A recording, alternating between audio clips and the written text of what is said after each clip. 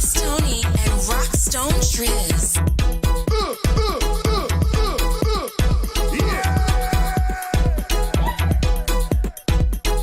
I'm the one that's green and it's all out and on them. Nobody gonna tell me nothing. She's a boss. See, no,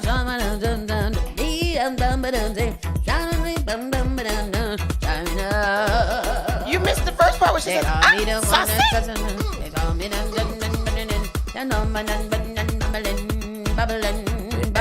they call it rewinding. Oh, that's clearly I was at the wrong part. You got the wrong, Yes. Take me down, take me down. So hold me back and take me down, take me down. This was a good summer. Yeah. It was a good summer. It was. You know, Denise Belfon is an entertainer. Entertainer. She is fun to watch. She is I like it. a whiner woman. She is. And slightly intimidating. Yes, and she's fun. She's fun. I love her. She is intimidating. I'm very like, even when I saw her in person, I was like, oh yeah, let me not. And like even now when she's a little older, she's still taking them down. Taking them down. She's fresh. Yeah, she is. I love it. Yes. Good morning, beautiful people. Good morning. I was told that my new tagline has to be, "Hey y'all." Hey y'all. All about branding. It's all about the branding. I'm telling you, that's gonna be me. I'm gonna put it on all my socials right now. Hey y'all. Hey y'all. Trademark. How y'all doing? Quick checking, Miss Tony. Be knowing. Como, what you be knowing? I be knowing all the things. People think that I don't know. I be knowing.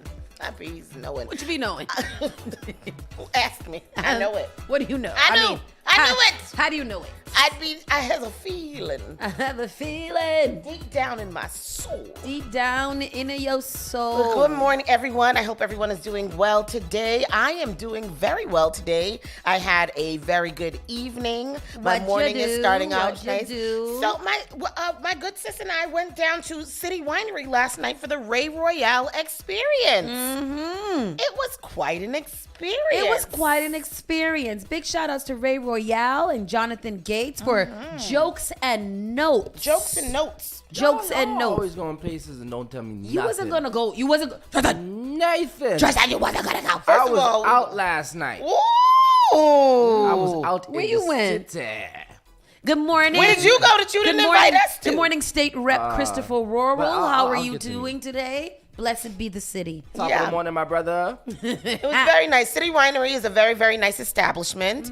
We went in there. It's a big room. So we were in there. We had a nice dinner of steak frites.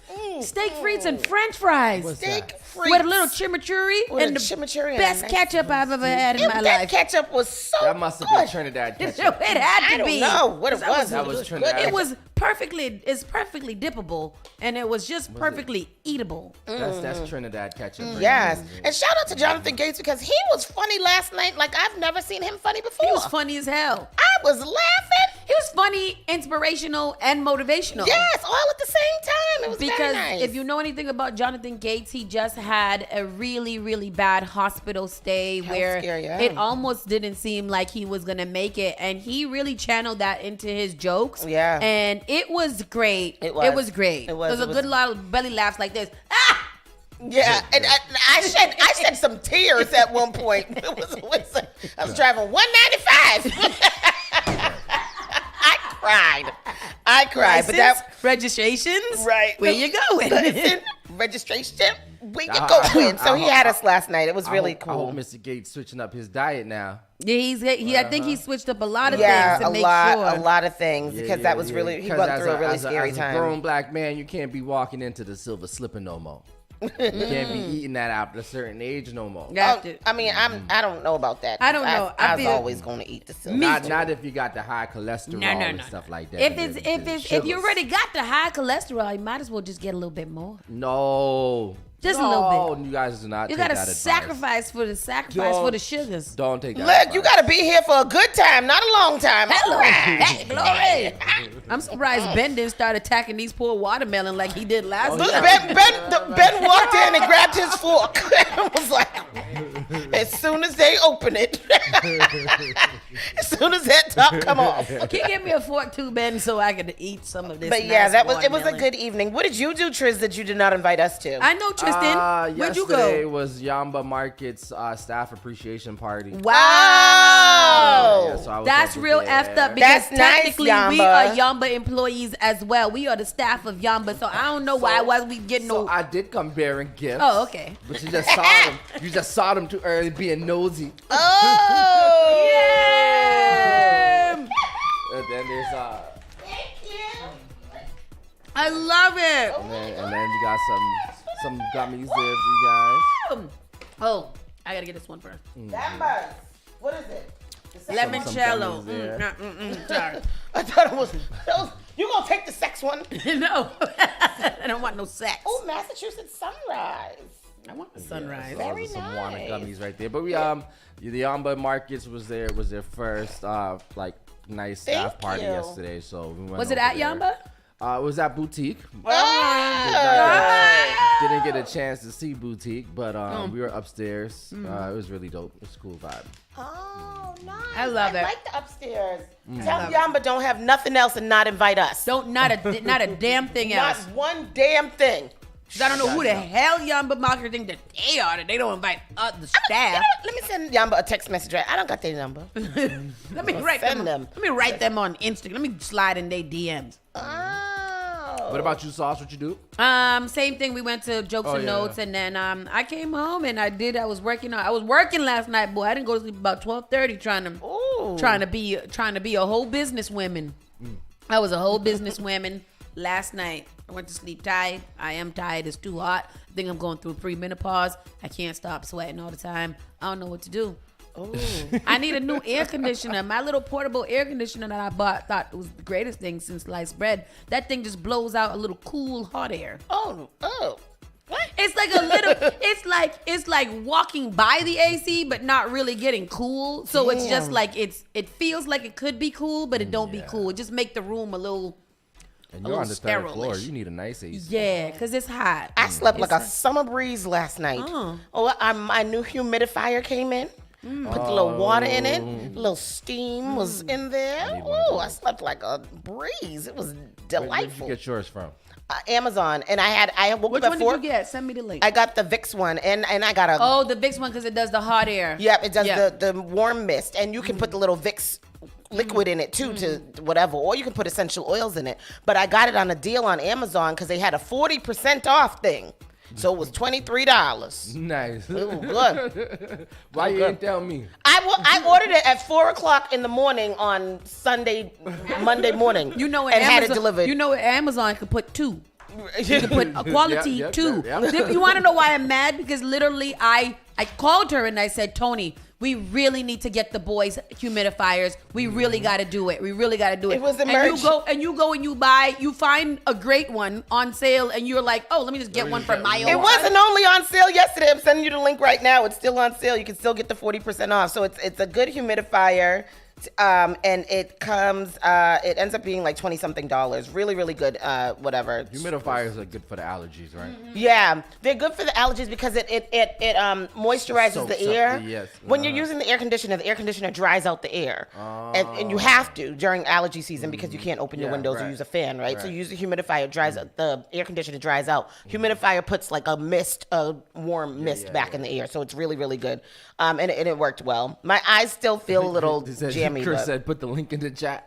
I'm gonna send it right now. I'm sending it to everybody right now. Hey, Amazon ain't paying us. When I was reading it about the different airs, I didn't realize that the warm air and the cold air made a difference. The cold air is to help keep your skin firm and moist. It don't really do anything for you. Yeah. The hot air, the warm air one, is what you need to breathe. Yeah. So I was like, the whole time, I was like, oh, Yeah. why ain't nobody teach me that? And it's But I've nice. It got a little night light on it and everything. been reading mad about humidifiers. Yep, yeah. So I sent you the link, Sauce. I'm gonna send it to you, Triz. I trust Vicks. Yeah, I trust Vicks too, and that's how I felt. I was like, you know what? Oh, this is a Vicks one. Heck yeah, let's do this. Vicks, So- highly respected in the black community.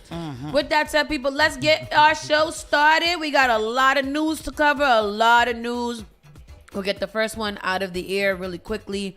Spark FM Online, Saucy and Friends in the Morning starts right now. Wow. What was that? I don't know. You're listening to Saucy and Friends in the Morning with Miss Hot Sauce, Miss Tony, and Rockstone Triz. Call Spark FM at 617-272-3387. The only thing that does matter is great music, and you will find it here. The all-new Spark FM. Spark FM Online, #1 for urban and Caribbean music. Saucy and Friends in the Morning starts right now. Today is Tuesday, May 16th of the year 2023. Today, people, today it's going to be partly cloudy skies with a high of, what's the high? 83 degrees. It's the summertime.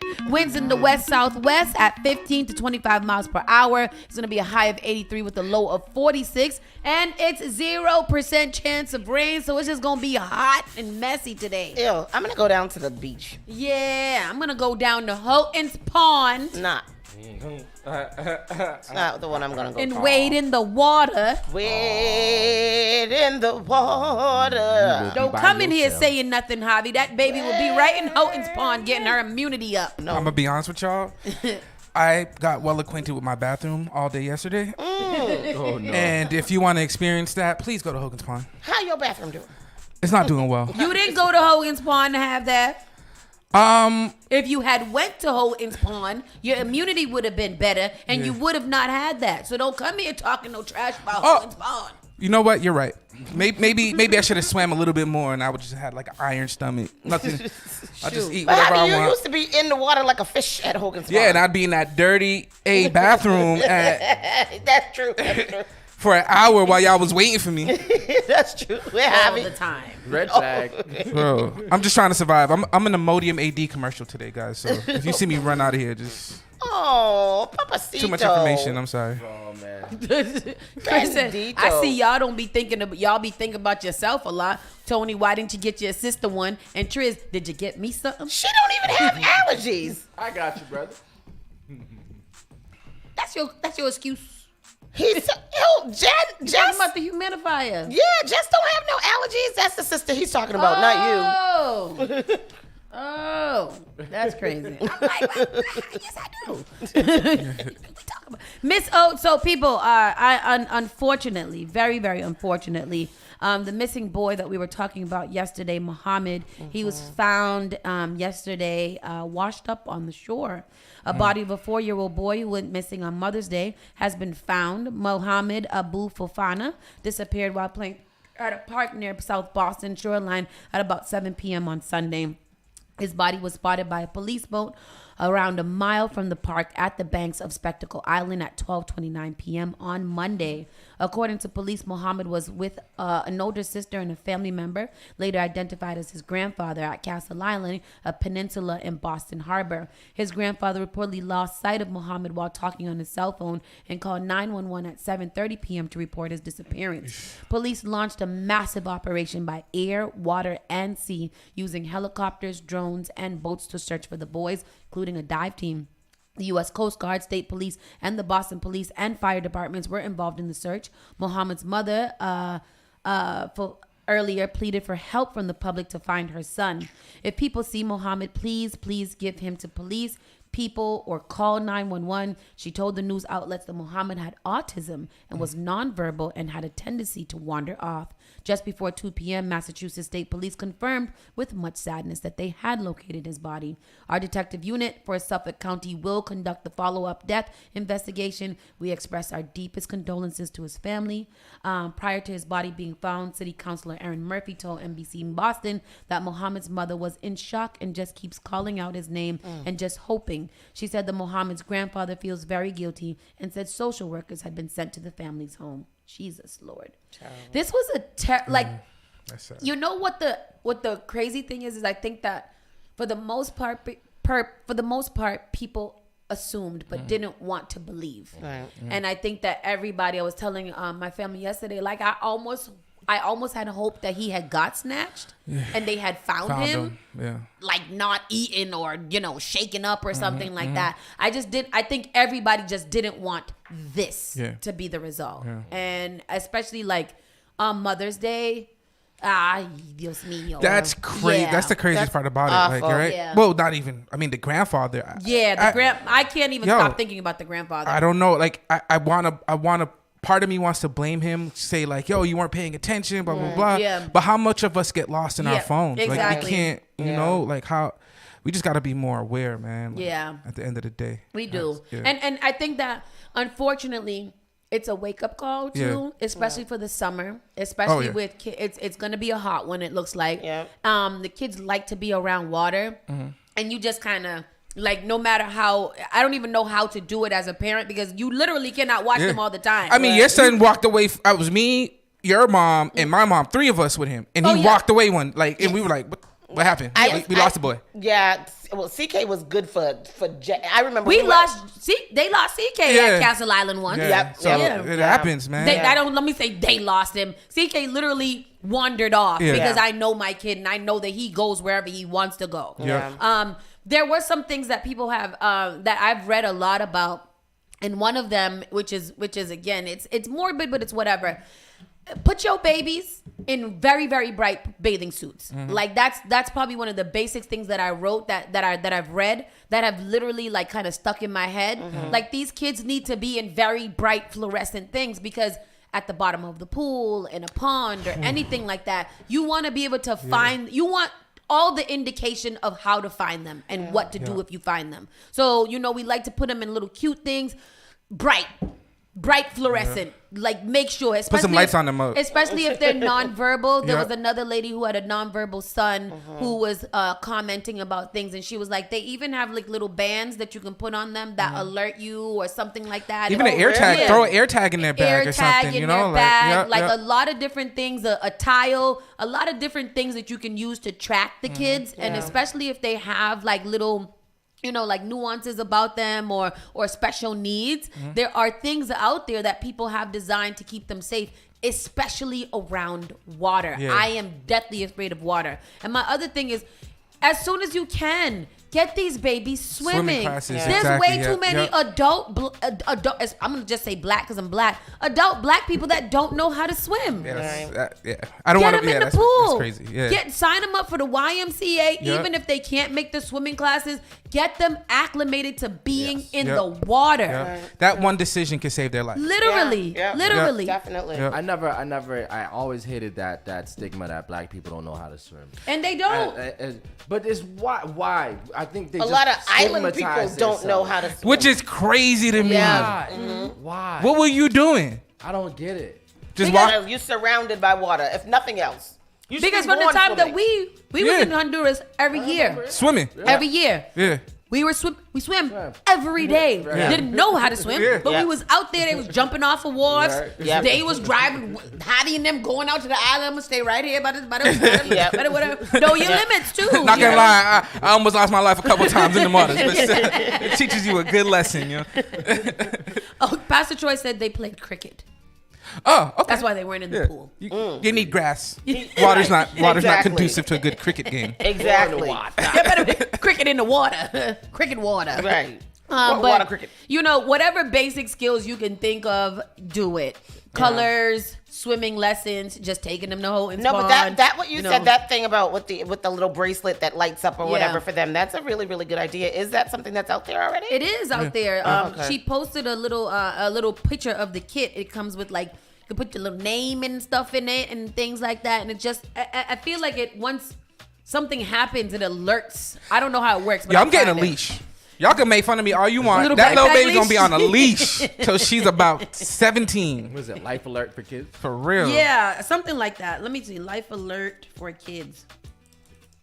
Maybe we'll reach out to a company, see if we can get some of these. Oh, Lord, there is a little life alert for kids. How cute is that? Oh my! Oh, little watch. But yes. Keeping it, just getting to something else. Facing $18 million deficit, Brockton Public Schools to eliminate what? Goddamn, how much? Jeez. Yeah. 130 positions? That is crazy. Wow. In Massachusetts? Yes, Brockton Brockton High is a big school, but 132 seems like a lot. That sounds like a lot. It's not just from the high school, though. No. Brockton Public Schools. Brockton Public Okay. Schools will eliminate 130 certified staff positions, the superintendent said Monday. The decision to cut staff came at the district faces an $18 million deficit. Since the start of the pandemic, the district's enrollment dropped by nearly 1,300 students. After exhausting all other options and facing an $18 million deficit, the district was required to send reduction in force notices today, which will result in the elimination of 135 certified staff positions. Like what? The layoffs represent an 8.6% reduction in certified positions. Which one of those positions are going out? School nurse? No. It's probably like a lot of admin. I'm assuming They have like a lot of paraprofessionals and things too, like maybe some substitute teachers or something. I don't know. Which sucks because a lot of these schools cater to special needs, and when you drop those positions like paraprofessionals, you end up not being able to give the kids the services that they require in school, which is. Even if it's like bus monitor, like kids with special needs need to have a bus monitor. I took a video of some children on the bus the other day, which I was meaning to call in because whoever's on that bus needs to get control of the bus. The children was wild. But there is a bus driver shortage too, right? There is a bus driver shortage. Bus monitors. Oh, maybe there's some bus monitors that they're probably trying I'm pretty sure it's bus monitors, paraprofessionals, all of the supportive administrative roles that we need. What, you got a headache? I thought you got a little small migraine. Don't rub. Put the water on it and then blink in the hole. Mm-hmm. Okay. You already want to go to the story? Yes. Handling enrollment and reduced funding. Boston 25 News reporter Jason Law is live in Brockton. And Jason, you learned this is just the first round of cuts with more perhaps on the way. Yeah, that's right, Mark. Today, 130 certified employees, most of them teachers, got their pink slips here in Brockton. And we are hearing that more layoffs are coming as the school district in Brockton deals with a massive budget deficit. It's honestly just really sad. Brockton High School seniors Nashira Andrade and Jahir Taneo said it was disappointing to find out some of their favorite educators are out of a job. Kind of, because a lot of the teachers who are new, they were really good. And they were really good influences, too. Monday, the school district announced it is eliminating 130 certified staff positions. This represents an almost 9% reduction in teachers and other certified employees. The layoffs come as the district faces an $18 million budget deficit. Honestly, I think it's very disappointing. I feel like after our 4 years here, we finally built connections with teachers, staff, and just to see that, they're going to be let off, and it's kind of concerning as well. The district says the reason for the budget crunch is dwindling enrollment numbers. More than 1,300 students have left the school system since the pandemic started. Where'd they go? The district says its records show most of those students have moved out of the city. Brockton Superintendent Mike Thomas declined our request for an got a job. But said in a statement, unfortunately, our current enrollment does not support existing staffing levels. This is in no way a reflection of the incredible work that our educators do every day. And I am greatly disappointed that it has come to this. It's really sad because one of my teachers is going to be leaving too, and we really don't want her to leave, but we can't really start a petition on anything. Today, we did make several attempts to talk with the teachers union here in Brockton, but we never heard back. The next round of layoffs will be announced before the end of this current school year, which is coming up on June 16th. More layoffs. We're live tonight in Brockton. I'm Jason. Wow. Well, I mean, if there's less students, I mean, you don't need as many teachers. I feel like that's a simple mathematic equation, which I learned in high school. Yes. From a teacher that was there. Yeah. How many students does Brockton High have? Isn't Mad. That's a lot. That's a big school. That's a big school. And Brockton literally got a school like in every corner. Really? Like there's a school everywhere in Brockton. Do they got a liquor store in every corner? Yeah. Of course, it's Brockton. You need liquor. An investigation. Brockton High School has 4,000 students. That's a lot, right? That's a lot. Yeah, solid. And they just hired. How many students y'all school got? Brockton High School plays 400? 350 to 400. Like Brockton has different buildings that are probably bigger than my high school. Brockton High School placed in the bottom 50% of all schools in Massachusetts for overall test scores. Math proficiency is bottom 50%, and reading proficiency is also bottom 50%. Oh God! But I mean, I would love to look at those numbers because Brockton does have Brockton has a large immigrant population and a lot of English is second language. Yep. You know what I mean? So I wonder if that has something to do with but it. Definitely. She said that they can't do nothing. They could do something. The kids at Bel Air Academy did something when they got rid of the teacher. They did. Are you talking about Saved by the Bell? No. Fresh Prince. What is it called now? It's just Bel called Air. Bel Air. Oh, okay. I'm talking about Bel Air. I was watching that. It's different. It's very different. It's hard. They should have just changed the name and called it something. Call it something else. I know, because at the end of the last one, he said something about my name is Will Smith, and I was like, oh, this is Fresh Prince. You know what's crazy about that too? Is that while I'm watching it, I'm like, when I was young, Will Smith was supposed to be a teenager because this boy looks like a baby to me. Yeah. And Will Smith always seemed like a man to me. You know we're 40, right? Yeah. Okay. I'm just saying. But teenagers looked older back then. Did they? Yeah, because, I mean, we were watching, on Saturday when we were at RCC, we were watching Welcome to the Terror Dome. That's the story about Public Enemy. That example that you're about to use is not a good one. I was like, you not? Look at Flavor Flav. He was like 26. In this thing. but and I said, but Flavor Flav doesn't age because he's always looked old. He was born 40. He was born 50. Exactly. So younger people back in the day looked a lot older than us. Listen, everybody smoked cigarettes. Yeah. Everything had like a nice menthol. coating of tar on it. Like, remember, everything was kind of like yellow. Yeah. Like, we was messed up in the 80s. Wasn't like a sepia. Yeah. Yeah. Nobody got fades.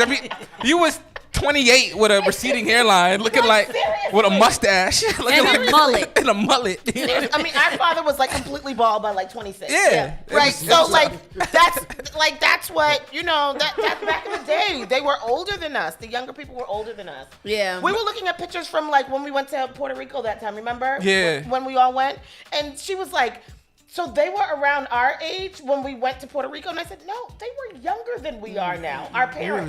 Really? Yeah. Our Oh, moms. they were. Yeah. They were like younger than we are now when we went to And they Puerto were Rico way that more time. responsible. They were very right. Yeah, like our wow. parents were so much more responsible. Like sometimes I'd be like, am I almost 40? Because I feel like my mother's child. Like I'm a teenager with I'm a teen mom with the kid that she's helping me raise because she don't let me raise it. I'm in the year where I got to round up to 50 when people ask me how old I am, right?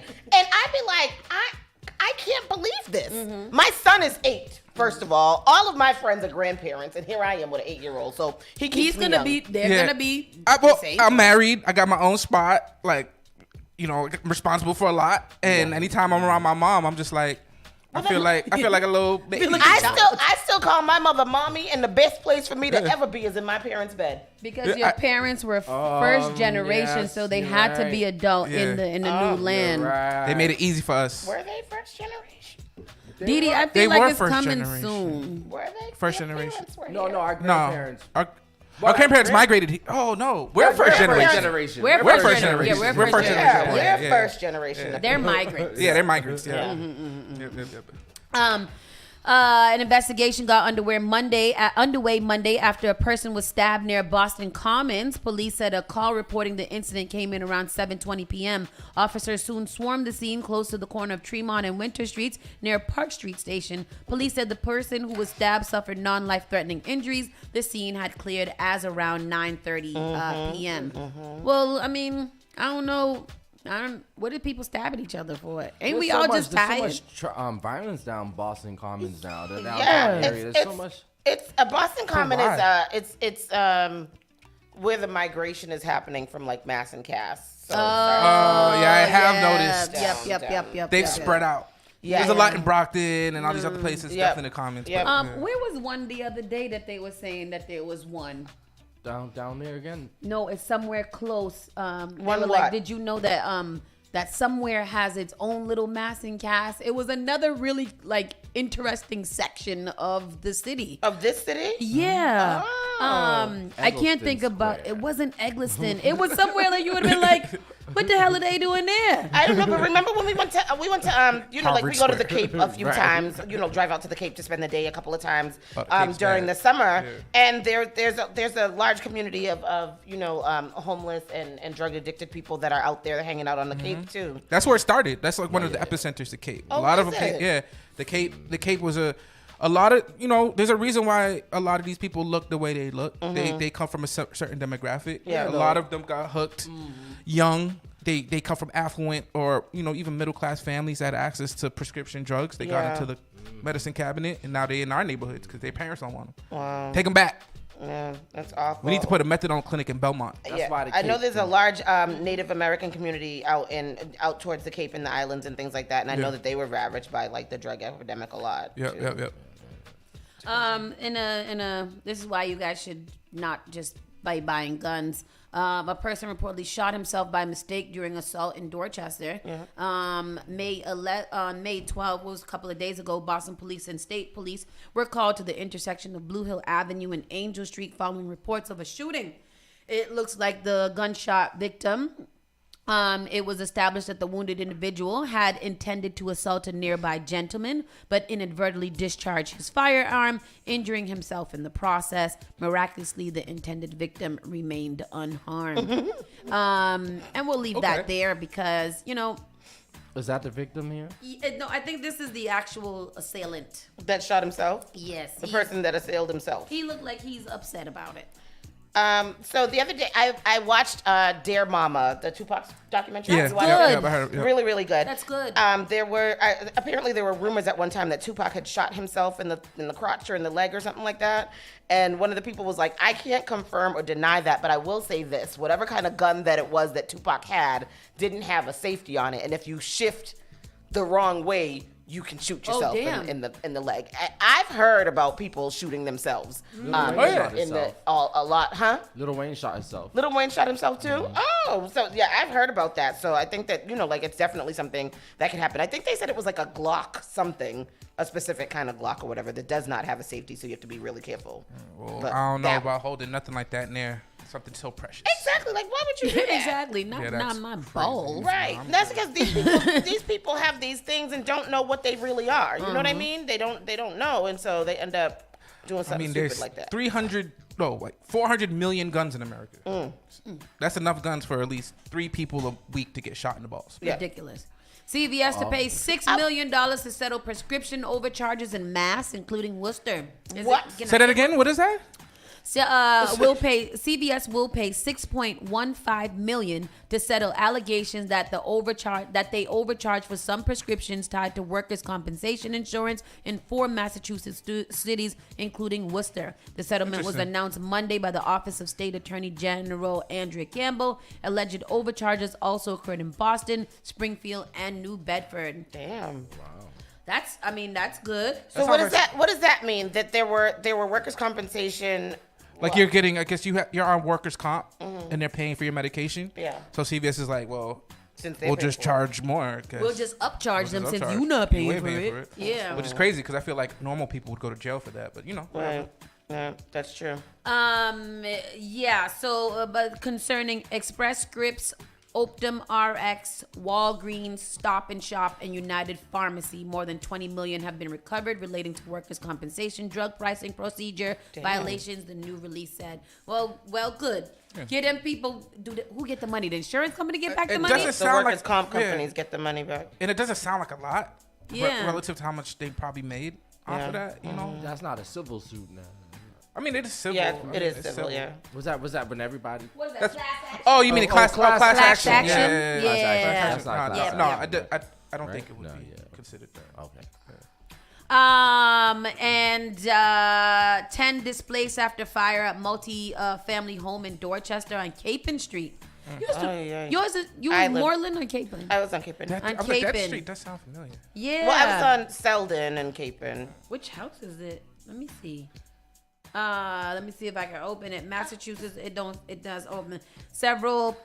10 people as well as several pets were displaced after a fire early Tuesday morning in Boston Dorchester neighborhood. The Boston Fire Department got called to the fire on Capon Street, close to the Mattapan line. See, I'm all the way in Roxbury, you know. Come away from there.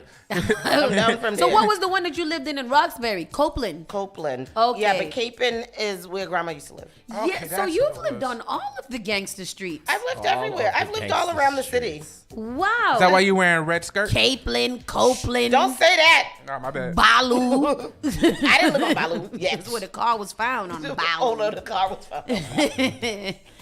But yes, I'm so condolences to those families who lost their situation. We know fires suck. Man, yeah. Fires suck. Yo, have homeowners insurance. Yes. Get it. Make sure it's up to and date. have renters insurance. Have renters insurance. Yes. That is key. Yes. Because that homeowners insurance ain't gonna save your renters. Yo, speaking of, go get some some renter insurance on my apartment, because let me tell you something. Yeah, do that. It's only like $10 a month. I didn't even think. I only learned about insurance when I moved into this building, to be honest with you. You learn a lot when you start a business. Yeah, because they was like, oh yeah, we need your insurance papers. My what? I thought I just got to sign and pay the rent. And the good thing about renter's insurance too, if your car gets broken into, like in front of your apartment, it covers that too. Really? Shut up. I did not know that. Really? Yep. Somebody come break into my car. Today. You ain't got no renters insurance. Wait till next week. Wait till next week. I googled 8 famous people. Well, I googled famous people that shot themselves. First person is Plaxico Burress. I remember in the club. I remember him. I remember him. In the club.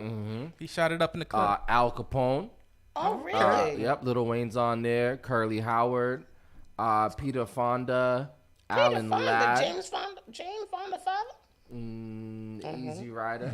Yep, Peter Fonda. Alan Ladd, Terry Kath, and Jennifer O'Neill. Yeah, there's a lot of famous people shooting themselves. They shot themselves to death? Jennifer Well, O'Neill. not obviously not all of them, but she was an actress for CoverGirl Cosmetics in the 1970s and actually I never want to accidentally shoot shot herself in the abdomen. You ain't gonna know accident. In the abdomen. In 1982. In the abdomen? When she was trying to determine if the gun was loaded. Yo.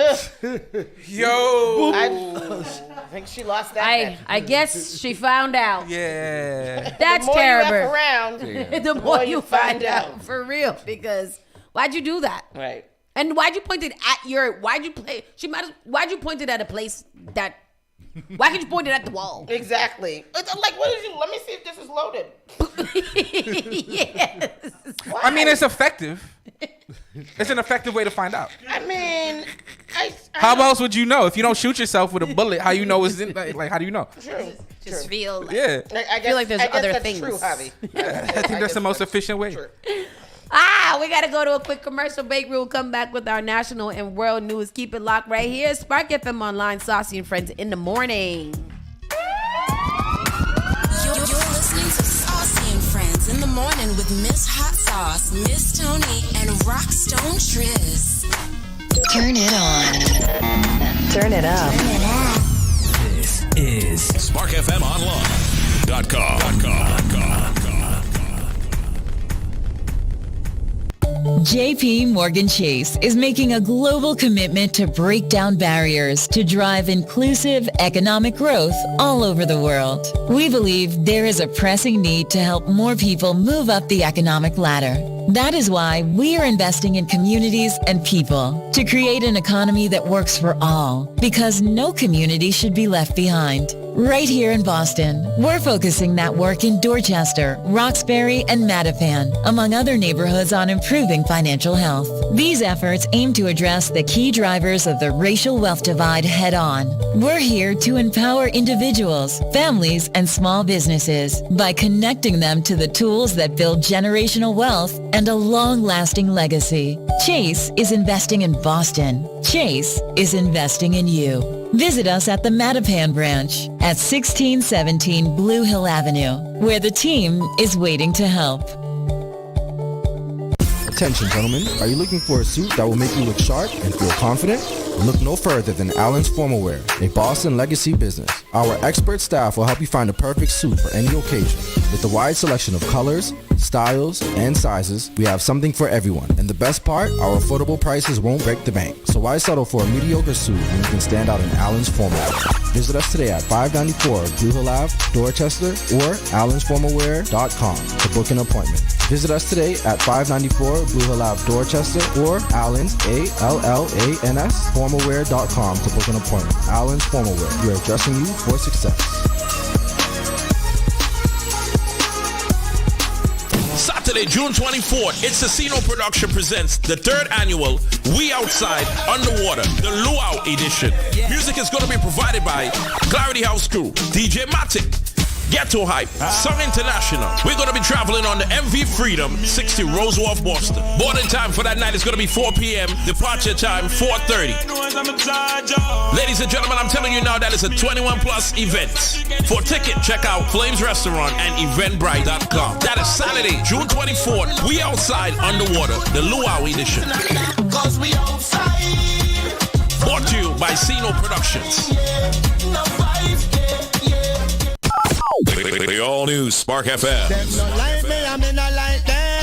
Spark FM. Come on. Spark FM. Yo, chick a man be ballin'. Leave chick pigeon toed. Some of them be crawling. Spark FM. Oh gosh. It's me again. New England's #1 urban Caribbean music. Radio. Spark FM.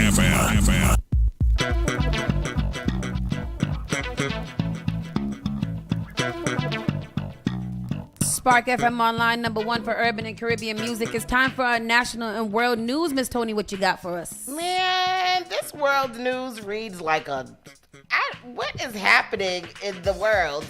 Because the stories that was curated here for this morning. Let me see. What's the first one? It says, Giuliani demanded staffer give him oral sex during calls.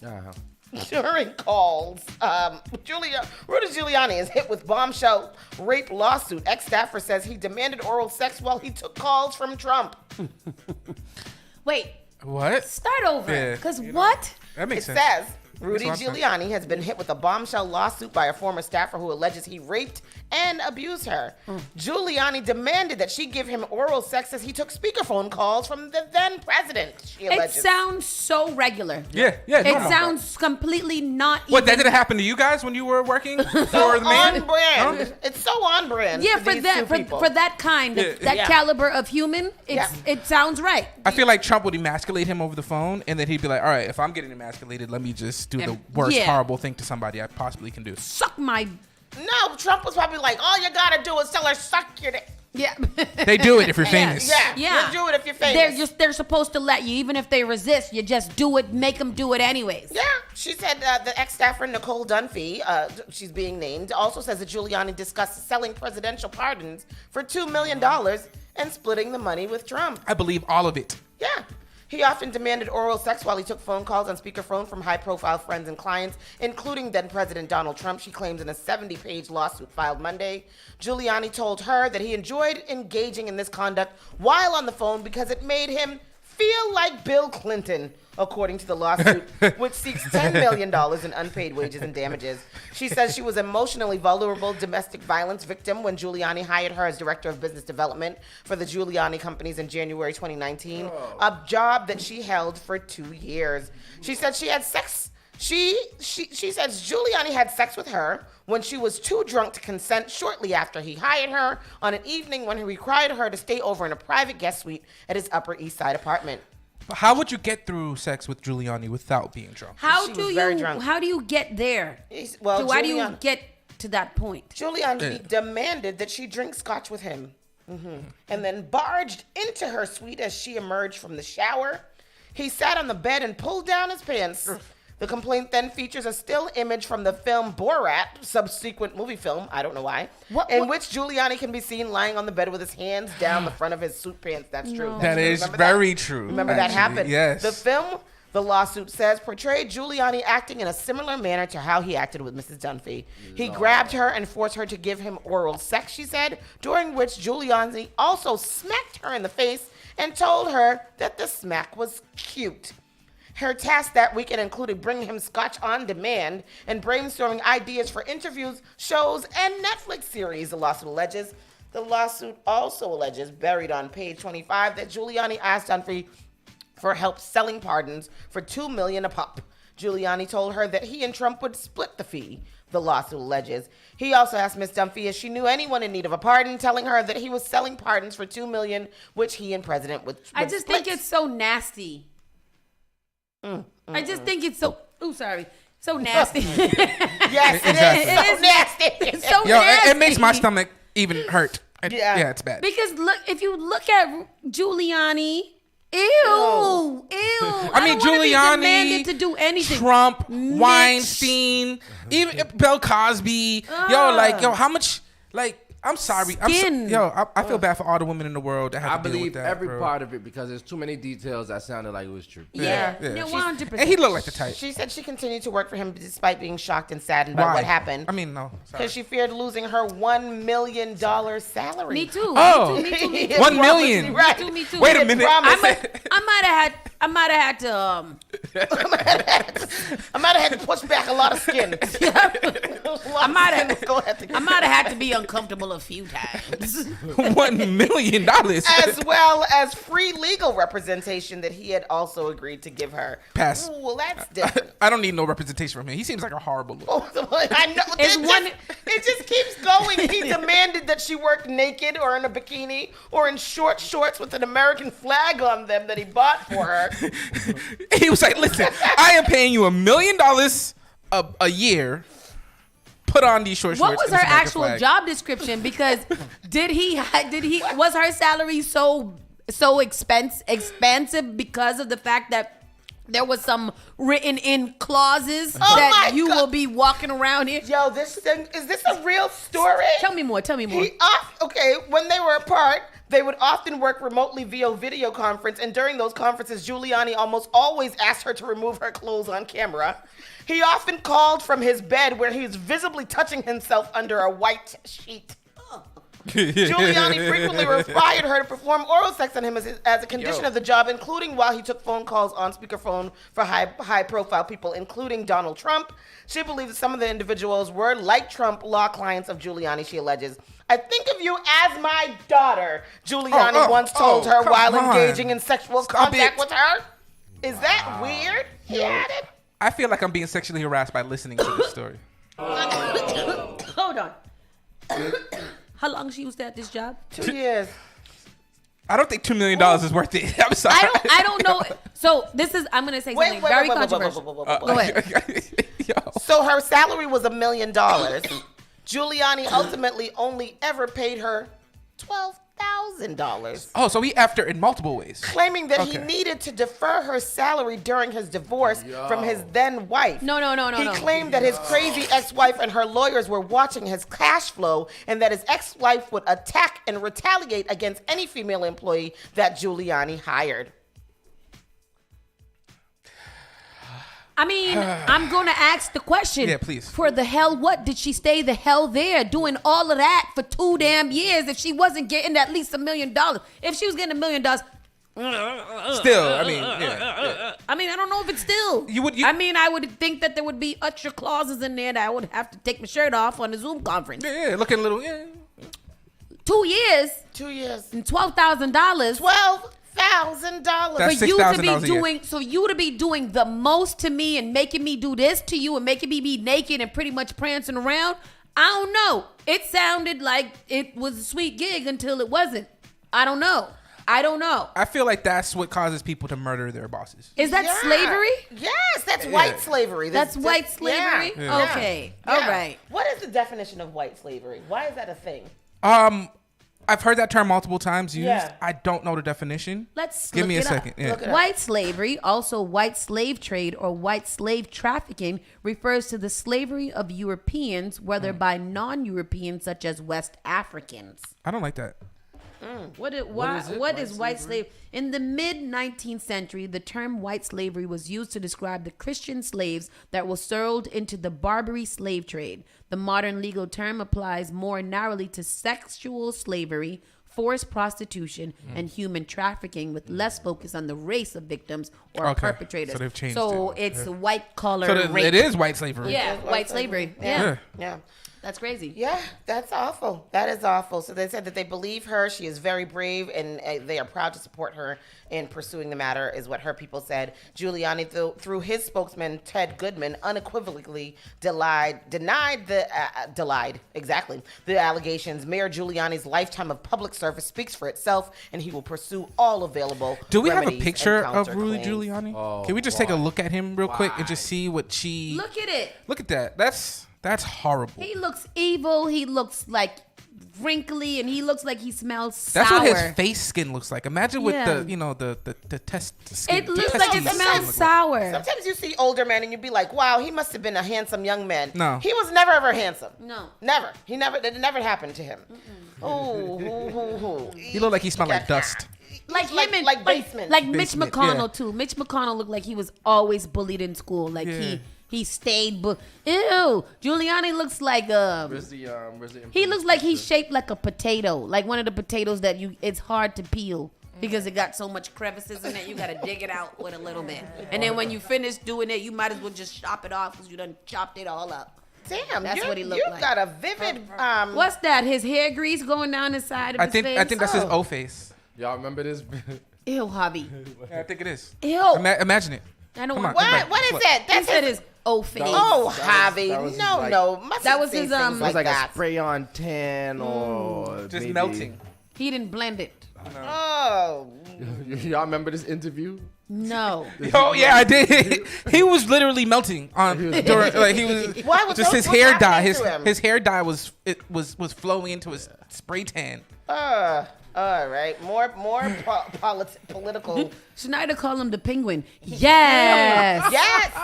Yes, Schneider. That is so true. Yeah. Wow. More political crazy news. A person looking for Virginia Representative Jerry Conley attacks staffers with a baseball bat. Two staffers suffered non-threatening injuries. It's a person looking for Virginia Rep. Jerry Conley allegedly attacked two of his staffers with a metal baseball bat at his district office on Monday, the congressman said in a statement. Conley, a Democrat, said the individual was taken into police custody, and the two staffers who were injured were taken to the hospital with non-life-threatening injuries. One of the staffers, a senior aide, was hit in the head, according to Conley. The other, an intern who had just started working in the office, was hit in the side. I have the best team in Congress because they take hits for me, he said.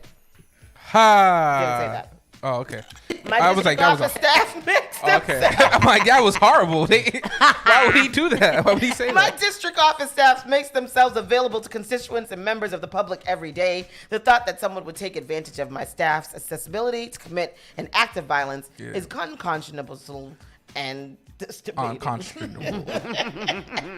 It's bad. Yeah. That's what he said. Yeah. Right now, our focus is on ensuring that they are receiving the care that they need. The suspect was Swan Contram Pham, 49, of Fairfax, Virginia. He is charged with 1 count of aggravated malicious wounding and 1 count of malicious wounding, according to the U.S. Capitol Police. That's wild. Y'all got to be I know those words. What was that? Ma'am? Ma'am. It's allergy drugs. She needs an allergy translator, yo. Allergy drugs, seriously. Florida is investigating a teacher who showed a Disney movie with a gay character. Florida. How the hell dare Florida show that?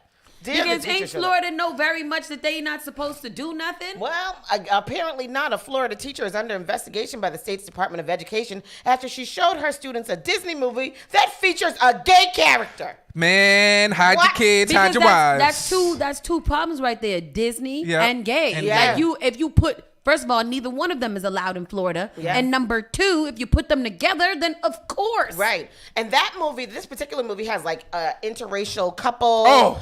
It has the gay characters. No. Disney, like all of that. Absolutely not in DeSantis' house. What? Jenna Barbie, who teaches 5th grade in Hernando County School District, says a student's mother lodged a complaint with education officials after Barbie showed the film Strange World in her classroom. Barbie said the movie focuses on human relationships to the environment, which is why she chose to show it to her class after a section on ecosystems, plants, and animals. Teachers out of there. Yep, she said a subplot about a boy having a crush on another boy never crossed her mind before screening the film. It talks about love to all things, and that's literally what this movie represents. She told NPR, I find it interesting that now I'm getting into trouble for a similar topic. Strange World, a PG-rated Disney movie released last year, features actors Jake Gyllenhaal and Gabrielle Union. You see that? Among others. Yes, I did. It's cute. It's cute. And tells the story of 3 generations of a family exploring a dangerous land. It's a black family, right? Like the black dad. It's a mixed family. No. It's a white father, black mom. Okay. Very black mom. And then their mixed son is gay. Oh no, that is. I'm gonna be honest with you, bro. Ridiculous. I have a lot of friends who are like Trump supporters, super Republican, and I'm usually like, I'm open. Like I don't let people's political ideas affect how I treat them in real life.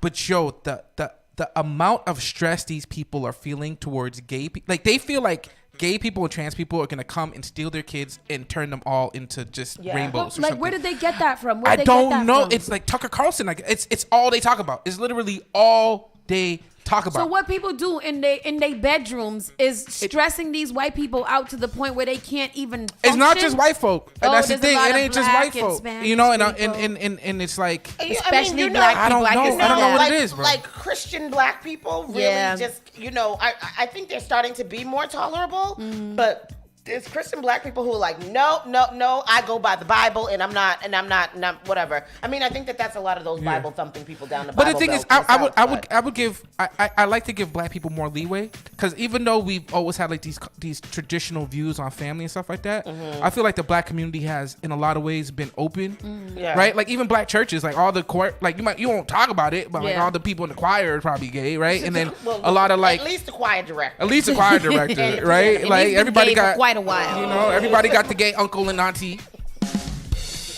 But it's different now, man. Like in Florida, just I'm just gonna leave that alone. Yes, Jesus. Please. Ain't nobody want to talk about it, but let's just be real. We all heard the story. We have some footage from the teacher herself. Okay.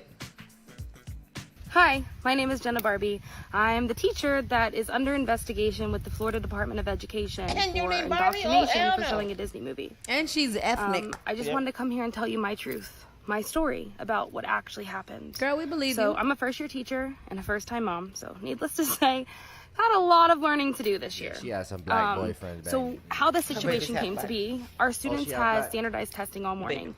So some students didn't finish, so in the afternoon, part of my students who didn't finish went to a different teacher's classroom, and she split her kids amongst the other 5th grade teachers. So due to the fact that they spent their morning state standardized testing, I had a lot of students not in my room who typically are, and I had another teacher students in my room. You ain't do nothing wrong. I thought it would be a great time to give them a brain break by showing a movie that related to what we were learning. They all watch movies. You just live in Florida. No, that's the problem. My son's school, I don't think they show Disney movies at Berea. No, they don't. They believe the sorcery and the witchcraft. I went to Catholic school, and I remember in 7th grade. Yeah, there's sorcery in the Disney movies. 7th grade, they showed us Friday the 13th. Oh, really? But they won't show you a Disney movie. Well, I think they did. I don't think they cared. Jason movie, yeah. Yeah, that's inappropriate. It's very inappropriate. But I'm going to send an email to your facilitator. I'm going to tell Ron DeSantis. I don't watch those movies. Yeah, she's gonna be fired. She's gonna be fired and blackballed. She'll never work in Florida again. She's gonna be in jail because right now Ron DeSantis signed a bill to defund diversity, equity, and inclusion programs at public colleges and universities in Florida. On Monday, Florida, whatever the hell his name is, signed a bill into law that will prevent the universities and colleges within the state from spending money on diversity, equity, and inclusion programs. The bill will also limit how race can be discussed within the classroom.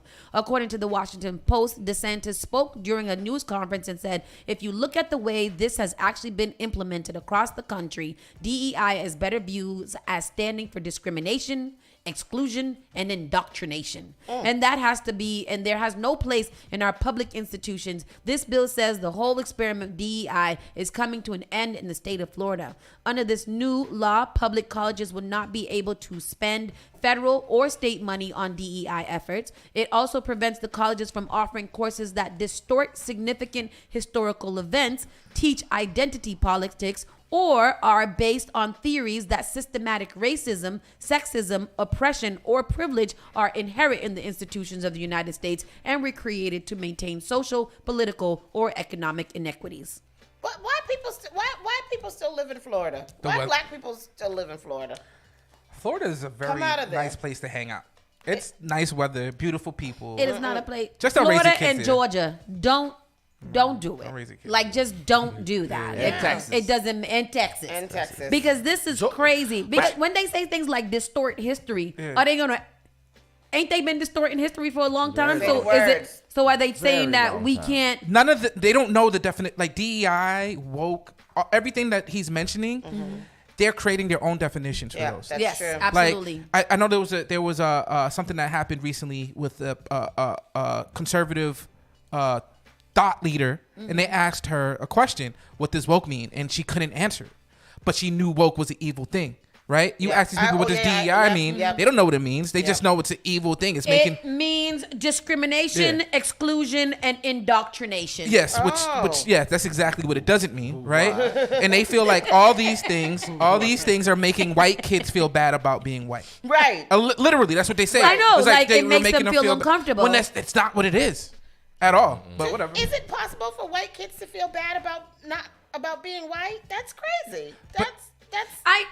Do black children feel bad about being black because we were enslaved for years?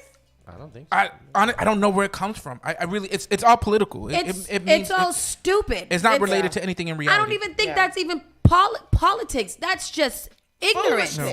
Yeah. That's pure ignorance. Yeah. I don't want to learn what I do feel like I've learned in my white supremacy. I feel is right, because if this is true and he doesn't want to distort history, then you actually want to tell history. So, and with these things are actually showing you that, like, systemic racism, all these issues that are built into society, is not just affecting white people. It's not just making white people racist, right? It makes all of us. It gives all of us racist ideas. Yeah. We all have racist ideas. We all look at the world through the same lens because we were raised in the same culture, and that's what it's trying to address. But it's trash. They don't want that. Very, very trash. What else you got, Miss Tony? When you ever realize that your son's tablet is hooked up to your phone, you got to be careful with what you got in there. I get to make a folder. Somebody show me how to do a lockbox. Yeah, y'all are brave. I don't want to know what any of it. I just realized something. Okay, Elon Musk documents subpoenaed in Jeffrey Epstein lawsuit by U.S. Virgin Islands. This sounds like white man, bad white man, bad white man. Elon Musk documents subpoena. That's what I do. Like, yeah, that's man. What is happening here?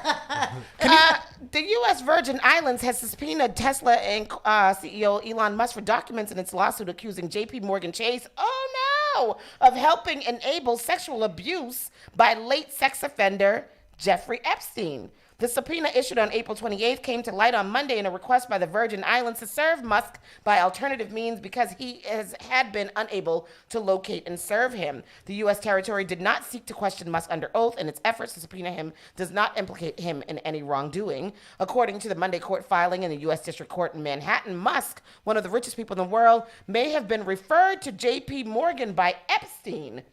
The Virgin Islands did not provide further investigation for its interest in obtaining documents from Musk. In a tweet late on Monday, Musk said that the notion that he would listen to financial advice from Epstein was absurd. Referring to Epstein, he said, "That cretin never advised me on anything whatsoever. I'm going to call someone a cretin." Yeah, I'm not in the right tax bracket to care about this. Tell me what this means. It means he's subpoenaed. Meaning that they want some information from him in regard to Epstein's behavior in the U.S. Virgin Islands, but he's not being implicated for any crimes. It just honestly, it doesn't sound like anything. Yeah, he's just being subpoenaed. J.P. Morgan have to do with that? That's a good question. I'm curious to know about that. Actually. Oh, it says J.P. Morgan. The Virgin Island accuses J.P. Morgan of missing red flags about Epstein's abuse of women on Little St. James, a private island he owned there. Yeah, that seems a little frivolous. Like a bank like J.P. Morgan Chase. Of course, they don't know. I'm not paying attention to your individual account. Yeah. That's weird. I got trillions of dollars that I got to deal with. Like, I'm not worried about that. In the subpoena, the Virgin Island demands any documents Musk has about Epstein's involvement in human trafficking and his procurement of girls or women for commercial sex, they say. Yeah, okay. I want these banks to pay for the slave trade first, and then we can move our way up the line. This sad story, LA County homeless service workers can't afford housing themselves. What is going on? These are from frontline workers essential to solving LA County's homeless crisis. Do not make enough money to afford housing themselves, leading to burnout and high turnover. Yep. Researchers with Rand Corp, a nonpartisan think tank that published the report on Wednesday, estimate that the workers need to make $64,000 annually to afford a one-bedroom apartment or $82,000 for a two-bedroom. Instead, they make about $40,000 to $60,000, spending a large portion of their income on rent, with little money left for other necessities. According to the study, the low pay places financial, emotional, and health burdens on workers already facing hazardous and stressful conditions. They eventually leave for other careers, creating staffing shortages that ultimately affect the quality of care given to people experiencing homelessness. Well, because they're gonna add to the homeless population if they don't leave. So what are you doing here? The thing is, how do you pay them? Like, Right. You know, what are you funding that with? That homelessness situation out there in LA is really, really bad. But I thought that the governor of California didn't a couple months ago. He said that he had a whole bunch of money to try to help with the homeless. Did I make that up? I'm pretty sure he does. I knew they had a lot of Newsom. Yep. I'm pretty sure he does. But the homelessness problem in California, in LA, San Francisco is like at a crazy level. I don't know how you would need billions of dollars to deal with that. So the person who was the head of Los Angeles Homeless Services, she retired. And when she retired, she said that they were making as little as $33,000, leading to a high turnover. That's crazy. In March, she increased the annual salaries of 196 employees to $50,000.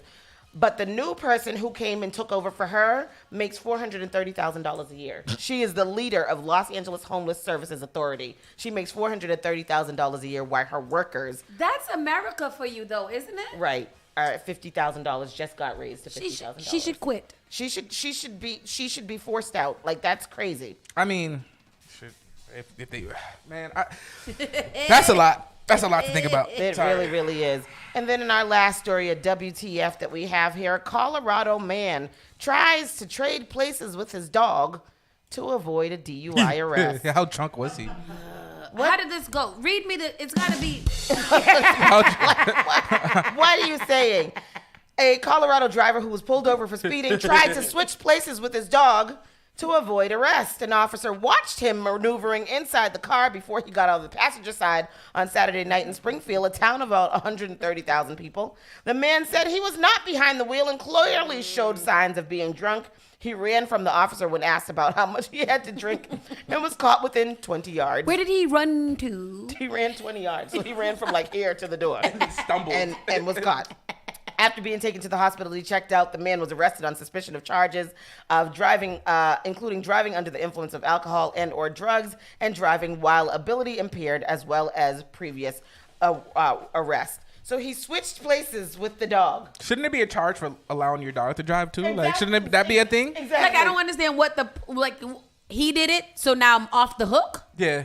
I've been in that situation. Do you think when the dog got in the driver's seat, he was like, license, registration, where you going? So imagine they came up to the door and the dog has his hands on the steering wheel. Like Yo, people do some stupid things when they think they're going to jail. I mean, but that's like, like the people who be trying to go in the fast lane. Yeah. And they bring like blow up dolls and all kinds of stuff with them like that. People be, listen, desperate times. Desperate times. Desperate measures. Anyhow, that has been in the national news. Quick question about the eggs. Eggs are now going down, people. Eggs are going down.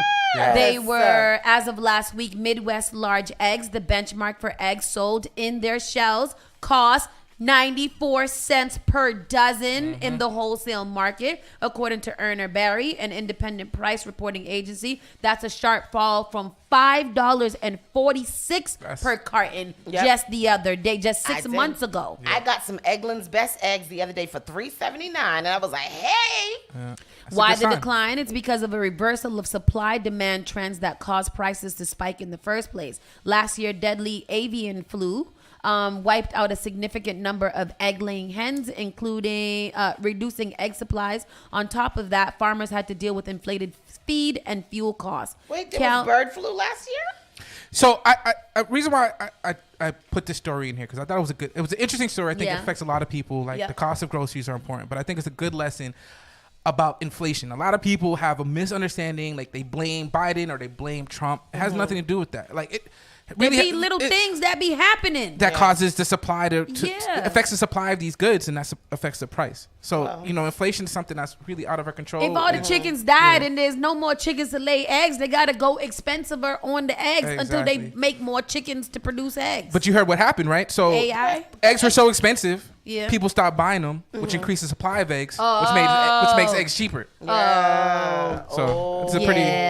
But if we don't let the eggs hatch and use the eggs as eggs and don't let them become chickens, then we don't have chickens to create the egg. Which came first, the chicken or the egg? What's the question here? I don't know. Yeah, that's. What did you just say? You know what? What was your speech? It's true. You ended the speech with a question. It's true what I said. What you say? And that's how it works. Hold on. If we use the eggs as eggs and don't let them hatch to become chickens, who's going to make more eggs? Those eggs aren't fertilized. That's what I'm saying. Oh, okay. All They right. got to let them fertilize so that they can become chickens to make more eggs. You know what? That makes sense. I'm gonna call JP Morgan Chase. Call him. I'm gonna be like, we have economic Superior. genius. Yes. I know the that things. needs to be hired. I be knowing. Tony be knowing. I be knowing. With that said, people, we're going to go to a quick commercial break, and we'll be right back after a few moments. Keep it locked right here. Go buy you some eggs. You're listening to Saucy and Friends in the morning with Miss Hot Sauce, Miss Tony, and Rockstone Triz. Turn it on. Turn it up. This is SparkFMOnline.com. Advertise your business, brand, or music on Spark FM. Contact us at SparkFMOnline.com for more information.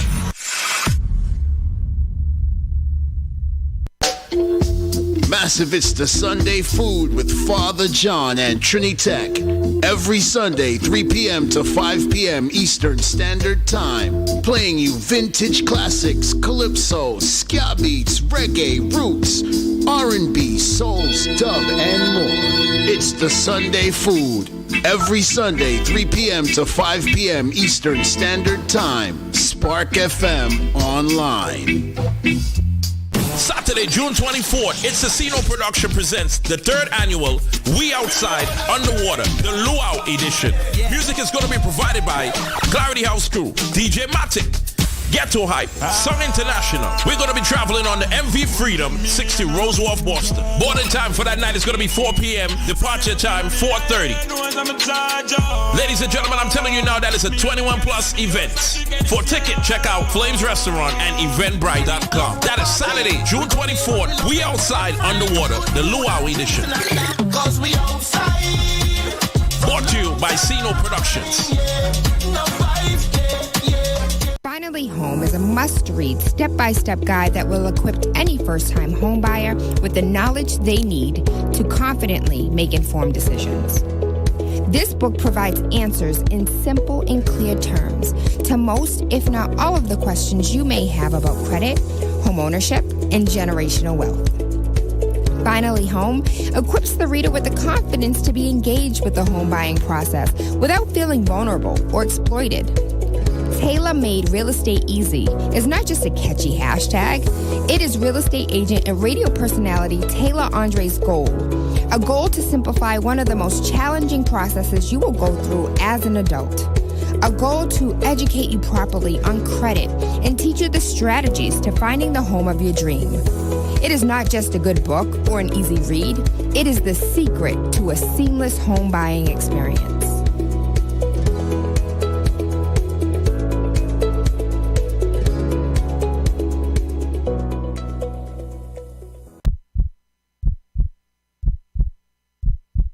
healthy is your heart. Believe it or not, half of the country has at least one risk factor for cardiovascular disease. Hi, I'm Senator Liz Miranda from Massachusetts. February is American Heart Month, a perfect time to focus on our overall health and well-being. It is important to know that high blood pressure, high cholesterol, and smoking increase the risk of heart disease. But did you know women, rural Americans, and racial and ethnic groups are also disproportionately impacted? While not all of these factors are controllable, we can take preventable steps to stay healthy. Regular exercise, eating a balanced diet, and not smoking are a good place to start. Make an appointment with your healthcare provider today to assess your risk. If you have heart disease, monitor your blood pressure and keep up with your healthcare visits. For more, visit womeningovernment.org. The all-new Spark FM. Spark FM. Come on. Spark FM. Y'all, chick a man be ballin'. Leave chicks pigeon toed. Some of them be crawling. Spark FM.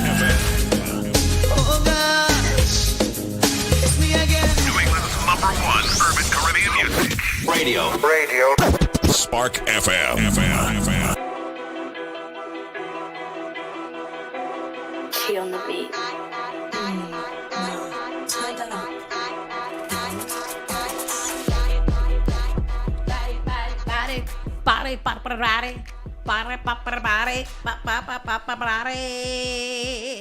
You know what? Speaking of this little, what's this kind of music called? Don't play with it. Don't play with it. What's this kind of music called? This with this new This is stuff like that comes out. Jersey music. What do they call it? Mike, y'all know my little girl who be on the internet dancing to these songs and doing her thing. And she was doing it the other day. She was at a basketball game. She had these big old hoop earrings and jumped up and started dancing.